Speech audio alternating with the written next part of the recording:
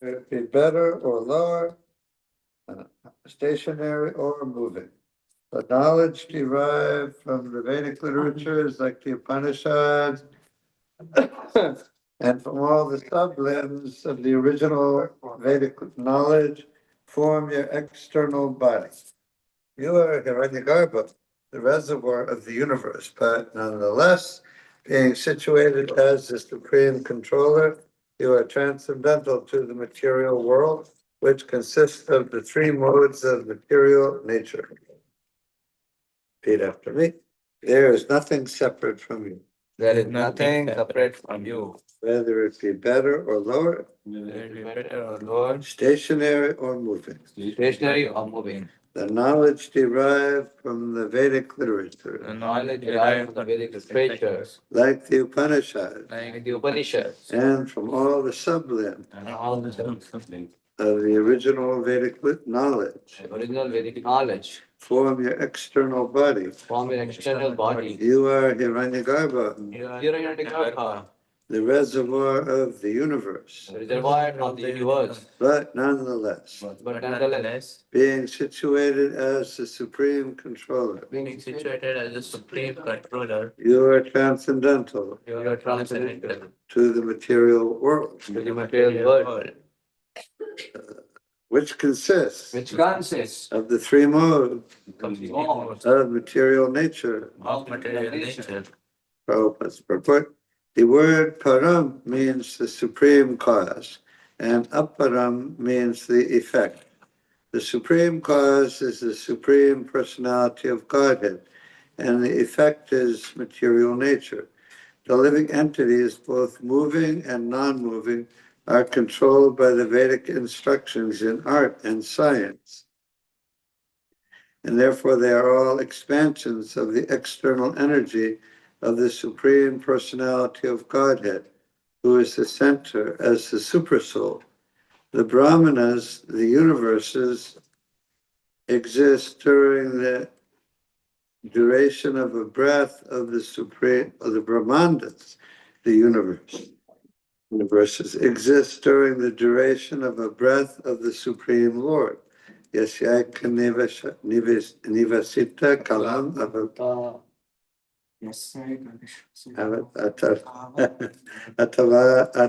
atava jivanti lama vilaja jaganandanata.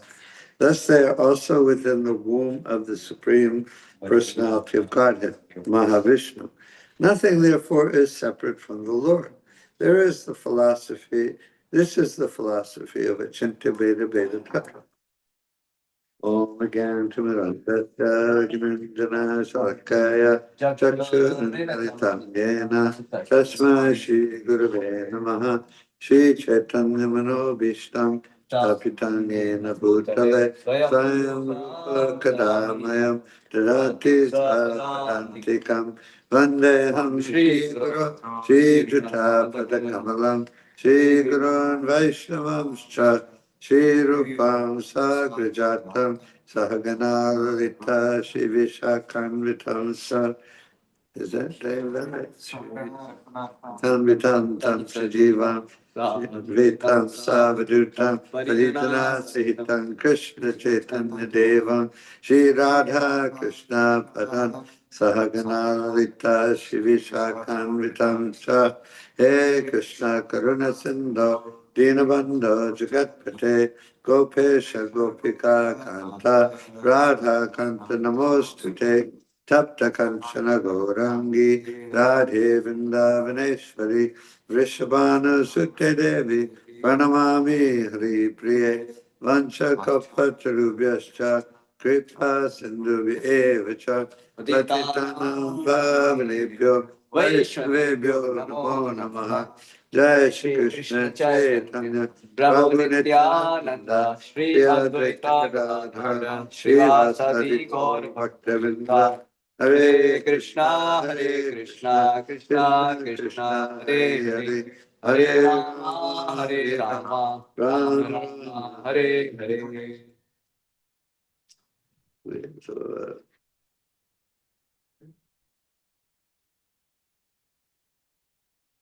So, is another verse about how great Lord Brahma is. Of course, it applies to Lord Brahma, not really, but it really applies to Krishna, and so he's a little bit off, but all these things definitely apply to Krishna. And they apply to Lord Brahma too, as the secondary creator. There's nothing separate. Well, there's nothing separate from you, whether it be better or lower, stationary or moving. The knowledge derived from the Vedic literatures like the Upanishads and from all the sublims of the original Vedic knowledge, literature, and pursuits of the Vedic version form your external body. You are Hiranyagarbha, the reservoir of the universe, but nonetheless being situated as a supreme controller, you are transcendental to the material world, which consists of the three modes of material nature. Anyway, it don't really apply to Lord Brahma, but as a servant of Krishna, he is representative for all these things. And so, but they definitely apply. They all apply to Krishna. Krishna's Hiranyagarbha. He has the universe in his abdomen. So, and nothing is separate from Krishna. It's like people who argue that the atheists who argue that there is no God is like there couldn't be a more ridiculous thing to say. Ridiculous. It's if they actually believe that there's no God, but of course, ultimately, everyone knows that God exists, that God is there. But the problem with the conditioned soul is that they don't want there to be a God. The conditioned soul wants to be God. But nothing exists except for Krishna, except for God. There's no such thing as existence of anything except because everything is simultaneously different and non-different from Krishna. That's a key point in our basic, call it a key point in our philosophy. It's like the understatement of the millennium. Achintya Veda Veda Tattva is the essential, inescapable, wonderful, amazing, incredible idea that our whole philosophy as devotees, as living entities, is based on. And it's like one time Prabhupada was walking on a morning walk. I was just thinking about this morning, and I had to go outside to put something in my car. I was walking back, and I thought of this morning walk, and one devotee disciple asked Prabhupada, so what does it mean that a pure devotee sees Krishna everywhere? Does it mean, and he said, does it mean that he sees Krishna sitting on the wall and then sees Krishna in every atom and sees Krishna between every atom? Or what does it mean that the pure devotee sees Krishna everywhere? You might think like that, like it's kind of like a logical, question. What does that mean that you see Krishna everywhere? And Prabhupada explained at that time, and at many other times in the same way. He said, just like a parent who sees the shoes of his child, because nobody here has a child in this life except Manamani. But so No, and we were all kids. Anyway, so Prabhupada said that parent sees the shoes of his child, he thinks he sees his child. And so a pure devotee sees, of course, he sees everything as belonging to Krishna, as everything is. He sees Krishna in everything. Anyway, generally, Prabhupada explained that in that way. And there's unlimited other ways to see Krishna. Krishna can appear before us in any way, appear to what he sees, or Krishna in his holy name, in the form of the deities, in the prasadam.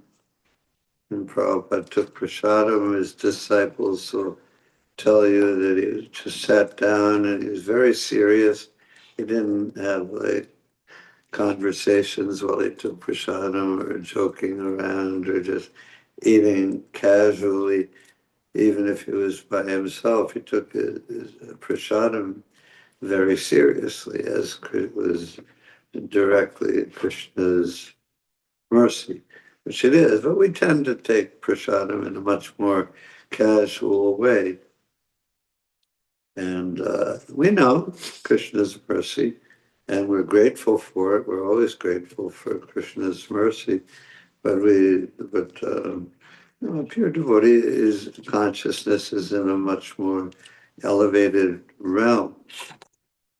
I know when I'm with Satsvarup Maharaj, I know he's sitting there. He's apparently like me or any of the other devotees at the temple, but his consciousness is in a really different realm. I don't know where it is, but I know it's not like mine.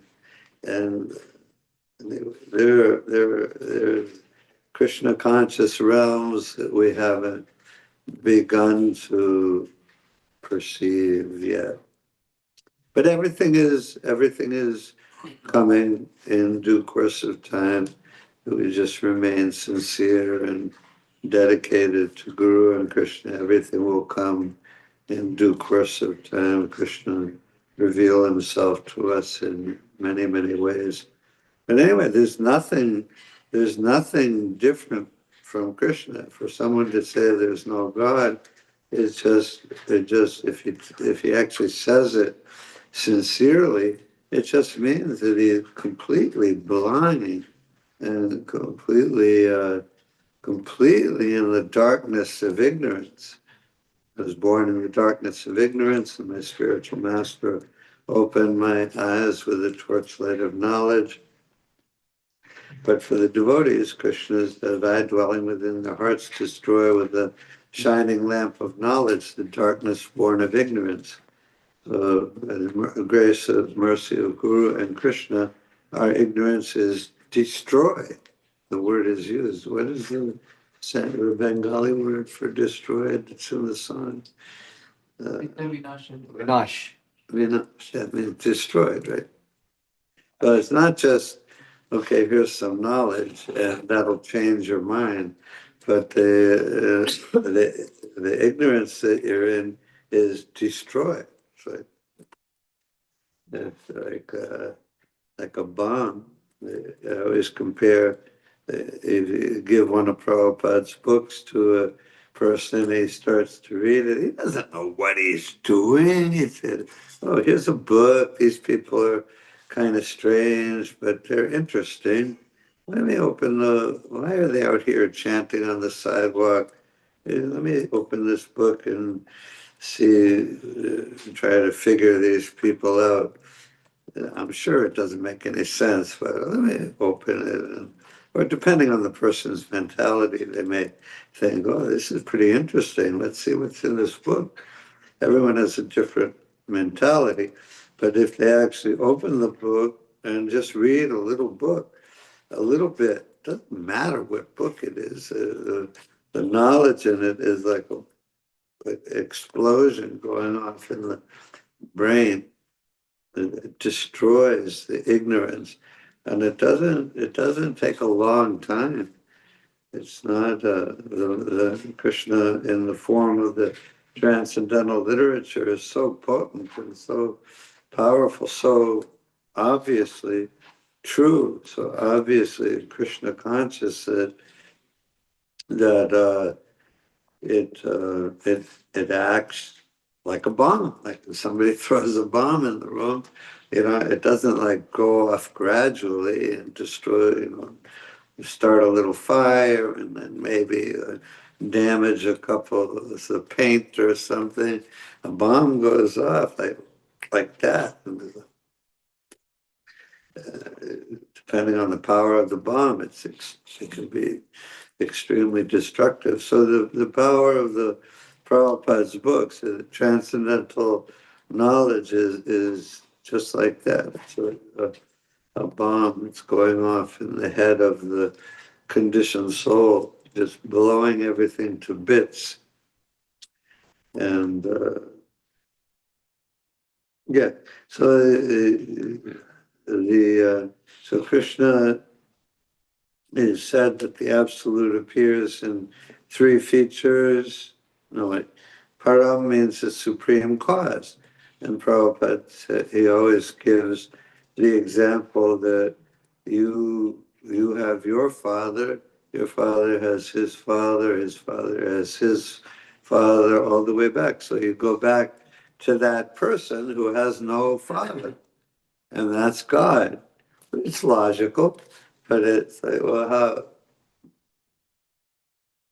how do you get to that? Can the dedicated materialists, they'll say like, no, you get back to the original cause is a lightning bolt in the primordial soup, and that's the original cause. There's no need for father or mother. It's just an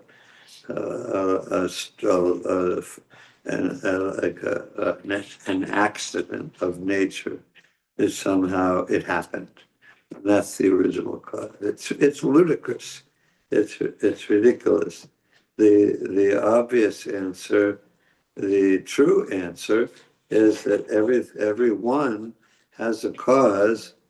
Uh, uh, so the original cause is, and that cause is a person. So the original cause is God, the cause of all cause. Ishvara Parama Krishna Sarvakaran Satchidananda Vigraha Adir Govinda Sarvakarana Karanam. Krishna is the supreme cause, the cause of all causes. And that by definition is God. Aparam means the effect. So Krishna is both the cause and the effect. Krishna is everything. The supreme cause is the supreme personality of Godhead, and the effect is material nature. And the material nature is also manifestation of Krishna's energy. Nothing exists separate from Krishna. Everything is Krishna. So I always say, and it struck me one day, and it made so much sense to me. It's like the only reason I can see you sitting there, you can see me sitting here, is because Krishna is manifesting a tiny spark of himself as you, sitting there. And you see me because Krishna is manifesting a tiny spark of his energy, personal energy, as me, sitting here. I'm Krishna, you're Krishna, you're Krishna. We're all Krishna, but we're not Krishna. We're simultaneously one with Krishna and different from Krishna, but we are Krishna. Prabhupada said the living entities are like sample gods. Sometimes he said, if somebody said, I'm God, and Prabhupada would say, you may be God, but you're not that God. You know, Prabhupada said things that were oftentimes, kind of, very serious, but in a sense it's humor. You might be God, take your word for it, but you're not that God. Oh, wonder. What did Prabhupada mean by saying that we are not that God? You're not Krishna. You're not Krishna. Yeah, God. He said we're sample gods. You have some. We all have some. We all have all the not all the qualities, but almost all the qualities of Krishna to a minute amount. Everyone has some creative power. Everyone has some desire for love and friendship. Everyone has personality. Everyone has some strength, some wealth, some renunciations. We all have a little bit of Krishna's energy, a little bit of Krishna's potency. Because there are some qualities of Krishna that even Lord Vishnu doesn't have. And this is some Lord Brahma doesn't have, Lord Shiva doesn't have. He has more, but not quite a higher percentage. And even Lord Vishnu is four qualities that Krishna has that even Lord Vishnu doesn't have. So, but we're all part and parcel of Krishna.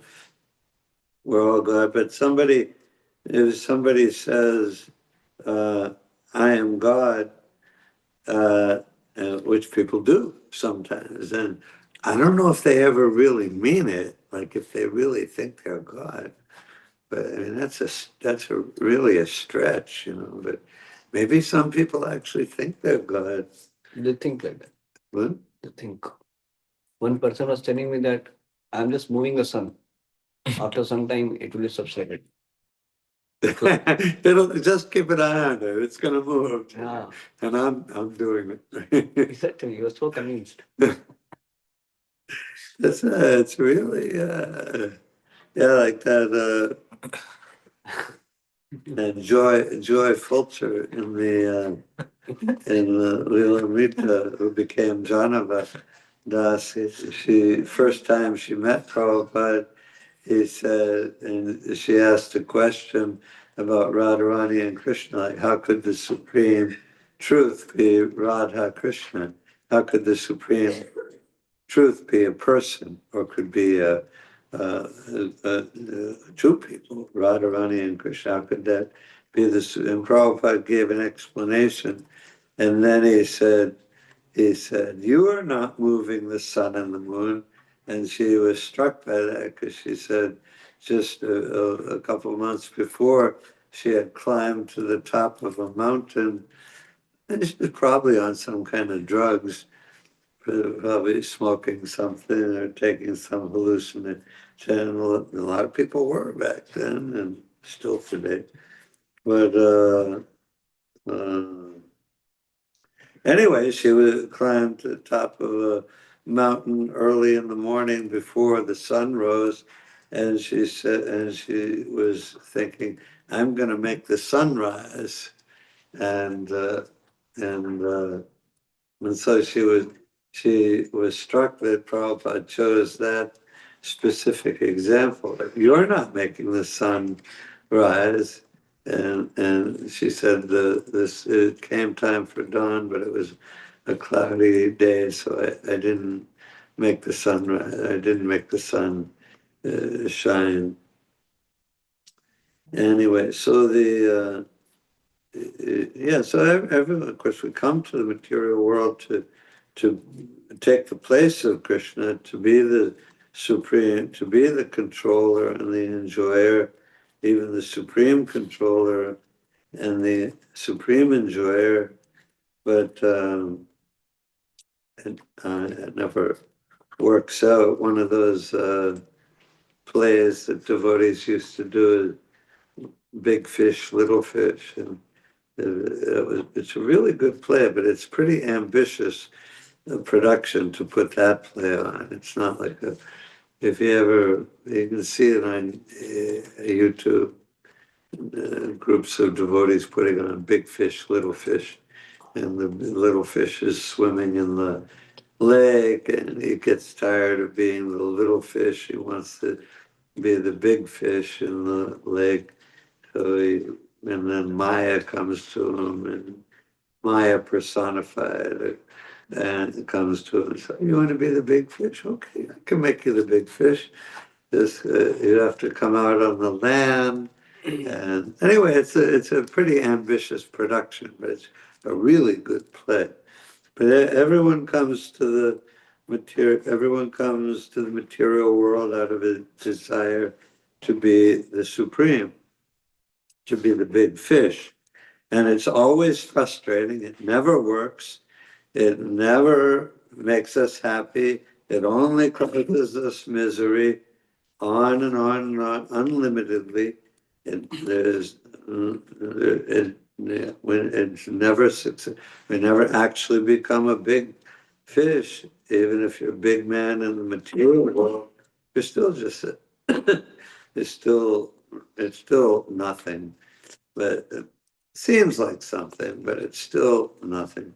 But anyone who says, I want to, always I tell people, if you want to be God, if somebody wants to be God and they're in an ordinary condition, a conditioned soul, a jiva soul, like you or me, it's the craziest thing you could want.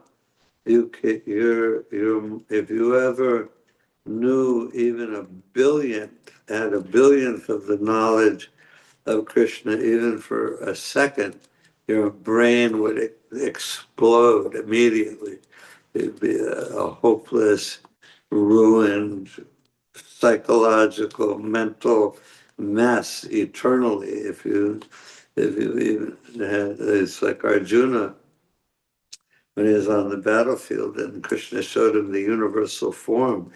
Krishna's, and after just Arjuna couldn't take it. He said, "Take this form away. I can't stand it." And that was just so Krishna took it away, and he showed himself as a four-handed Narayan, and then as Arjuna's friend, two-handed form Krishna.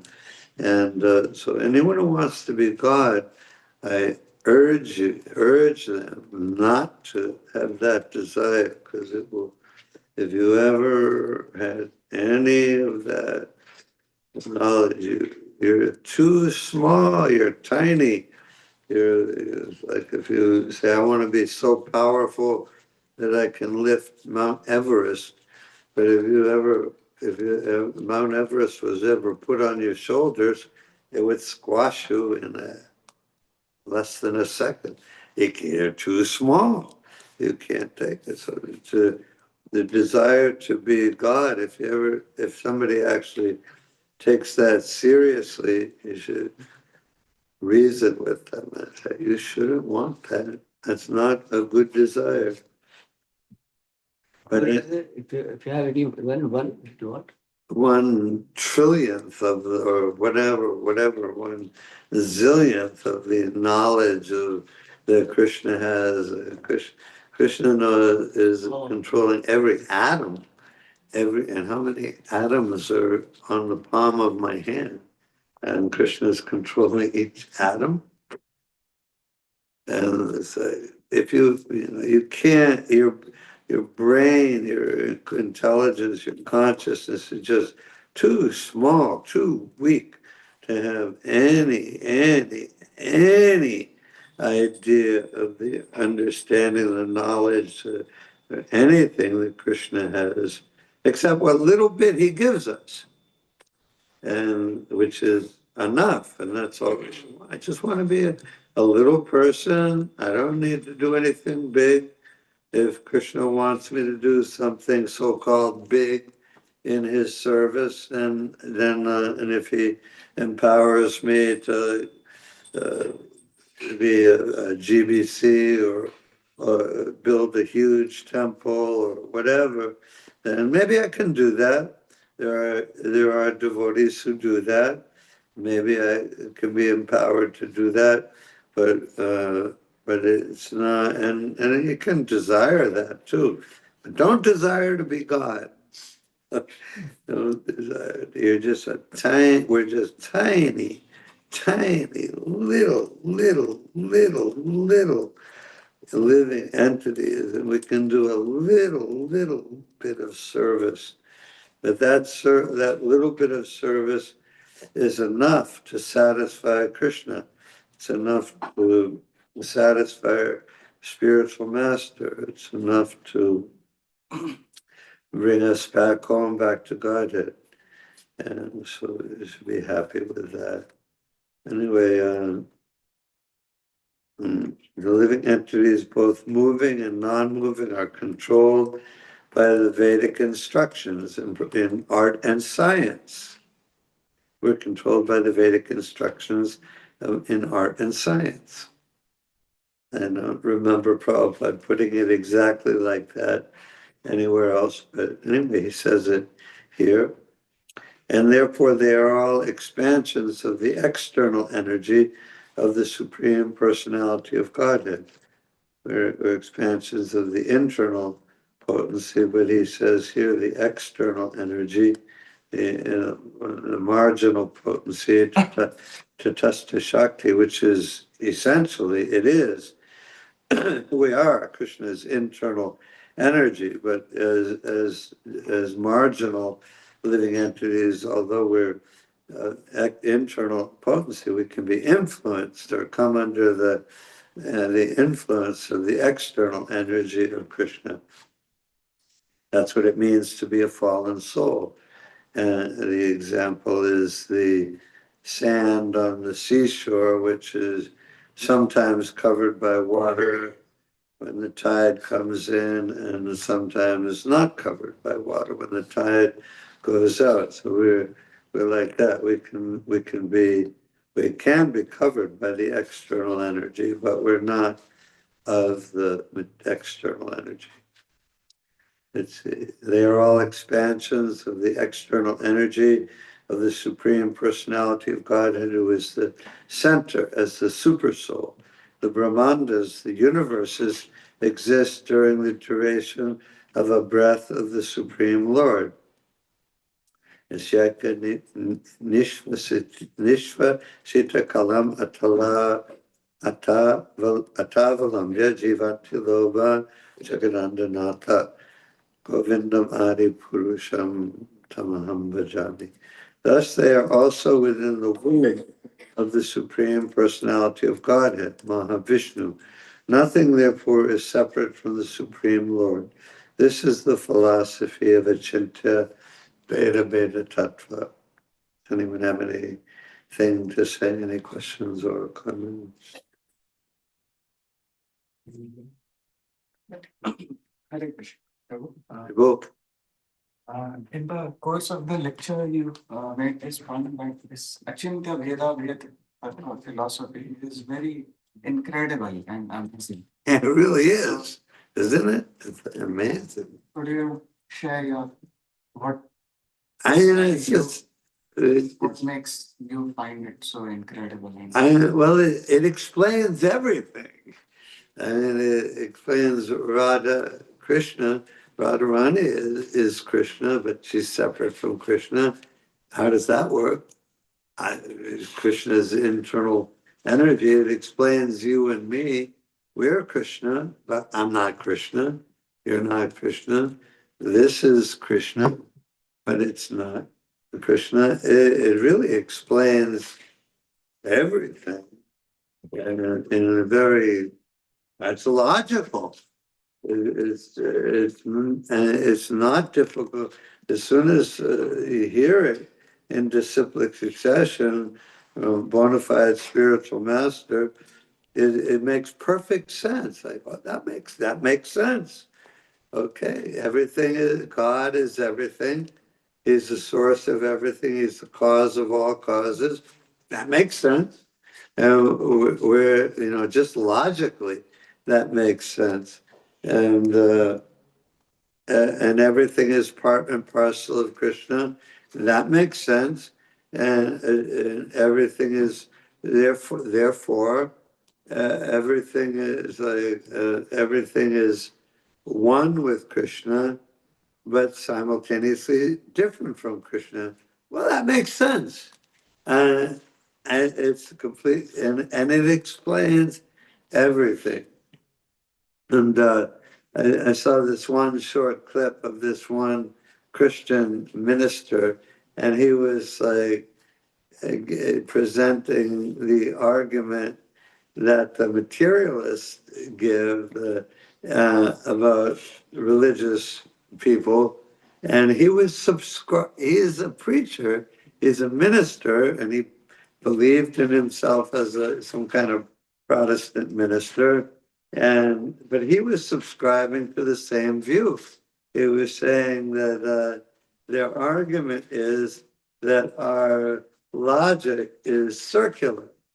And it is. Everything starts with Krishna and everything comes back to Krishna. Everything, like the argument of a Chinta Veda Veda Tattva, our arguments are circular. I mean, and in logic, material logic, that's considered to be faulty logic. Like you can't prove your point by stating the same point in a different way, or like going in a circle and coming back to the same point. It's called circular logic. So, but that is our logic. Like for instance, this example recently, I was thinking of it as a comment. The material, the atheist will say, well, you have your Shastra, your scripture, and how do you prove that what you're saying is true? And our answer is it's proved because it's in the Shastra, it's in the scripture. And they'll say, well, how does the scripture prove itself? Or how does your scripture is only talking about God, and somehow you don't have any outside proof. Prove it to me, prove it to me. But there is ultimately the proof of the truth, the absolute truth is the Shastra. The proof, the fact that Krishna says it proves it. And from the material point of view, they say, well, that's not logical. Just because I say something, does that prove it? Anyway, it can get into like it's a little bit tricky things, but that's one of the very like really interesting things to me is that the proof of Krishna consciousness is because the Shastra is Krishna. Krishna is present in his words. And our logic, our reasoning is circular. Everything that starts with Krishna and everything comes back to Krishna. Anyway, these are just things I've been thinking about sometimes recently. The proof, and Prabhupada says, the proof of the pudding is in the tasting. Like if you have some pudding and or any delicious thing, and you say, "Oh, this is really delicious preparation," and you say, and if the person says, "Well, prove it to me," and I say, "Okay, just taste it," and that'll prove it to you. So that's the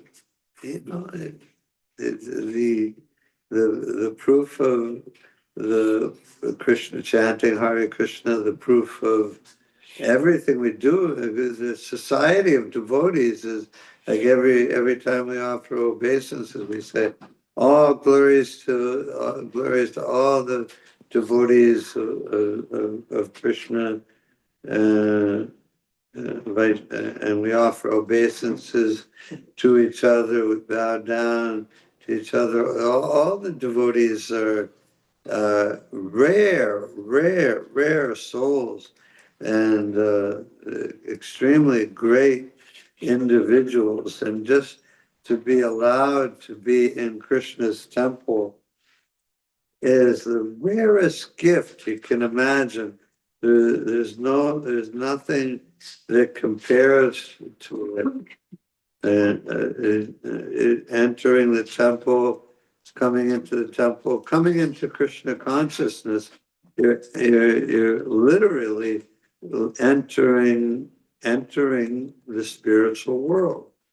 And apparently you're just coming off the street and walking through another door like any door on Commonwealth Avenue or Boston. They say, okay, I'll go in this building. Okay, I'll go in that building. But when you come in this door, come in this, you're leaving the material, you're literally leaving, not figuratively, but literally, factually, leaving the material realm behind and coming into the transcendental realm, into the spiritual world. So this is we take it for granted because we live here, we come here all the time, but it's traditionally or regularly early in ISKCON, anytime devotees would come in the temple, the first thing they would do is just not even in the temple room, but just in the lobby or coming in the back door. The first thing to do is offer obeisances, just because it come in the temple. The temple is Vrindavan. The temple is Mayapur. And the temple is the spiritual world. So we're used to it, and we should be used to it. We should be comfortable coming in the temple and living with Krishna. Krishna wants us to be comfortable in his company, in his house. But he doesn't want us to take it for granted.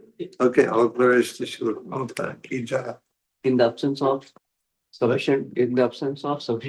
proof of at least their scriptures are coming from Krishna, they can accept our.